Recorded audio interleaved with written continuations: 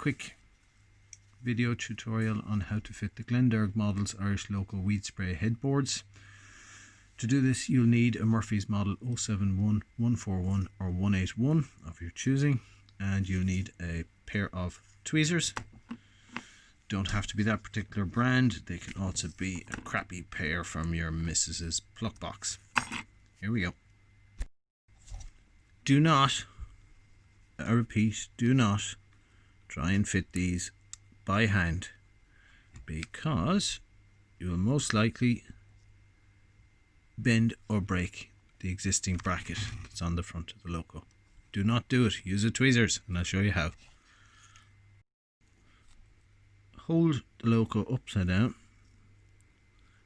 with the tweezers. Simply locate the board on gently. Repeat the process with the other board.